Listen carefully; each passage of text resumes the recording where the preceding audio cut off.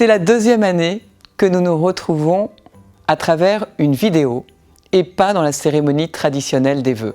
Alors j'ai choisi la ferme du Grand Val, le centre culturel qui connaît des transformations, une extension, un chantier qui va se terminer un petit peu plus long que la durée prévue à cause justement de la crise sanitaire.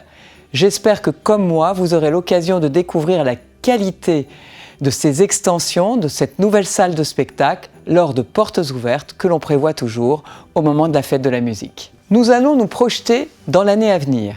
Mais auparavant, je veux bien sûr saluer ceux qui font fonctionner depuis déjà une année notre centre de vaccination. Ils sont 170, 100 soignants, 70 agents de la ville et ils ont procédé à 62 000 vaccinations. Je veux me faire votre porte-parole et leur dire que nous sommes fiers d'eux. Dans cette situation, nous avons assuré le quotidien, mais bien sûr, nous faisons aussi avancer les grands dossiers de la ville. Nous tenons à ce que le centre-ville connaisse encore de nouvelles évolutions.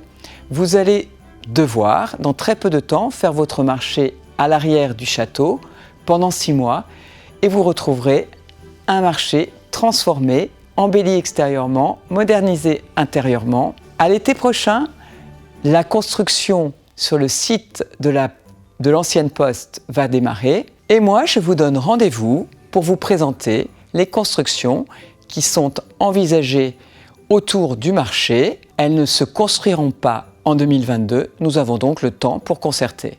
Pour la gare, je sais que vos attentes sont grandes.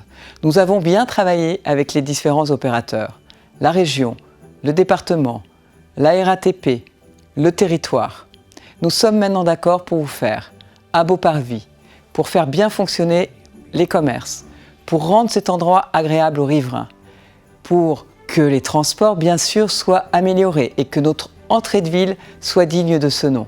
Il fallait aussi se mettre d'accord sur les clés de répartition financière puisque ce projet avoisine les 8 millions d'euros. La région prendra 70% de ce montant à sa charge. Nous sommes maintenant en mesure de venir en discuter avec vous.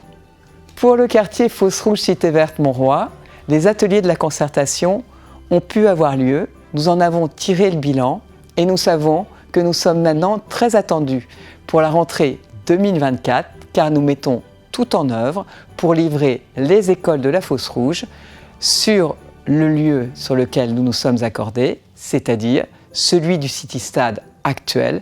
Bien sûr, nous avons promis pour cet équipement qui est apprécié de retrouver un endroit approprié. Nous luttons contre les déserts médicaux qui sont très présents en Île-de-France et dans des locaux qui nous appartiennent, au Clos de Passy, dès cette année, va ouvrir un centre de gynécologie axé sur la procréation médicalement assistée.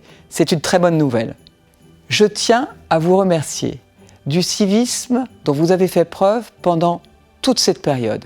C'est pourquoi nous l'avons passé avec grâce, handicap après handicap. Et moi, ce que je tiens à faire, c'est que la ville reste humaine, chaleureuse, conviviale. Voilà pourquoi en cette fin d'année, j'ai souhaité ce Noël sphérique que je crois vous avez apprécié.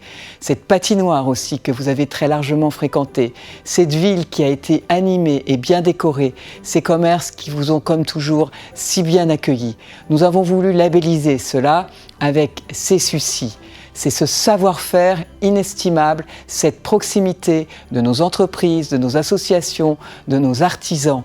Cela peut arriver quasiment à vos portes, vous le savez, grâce à ces vélos qui vont sillonner la ville, ce service municipal, vélo off course. C'est ça, Sucy. Continuons ainsi et c'est sûr que nous allons pouvoir nous souhaiter une bonne et heureuse année 2022.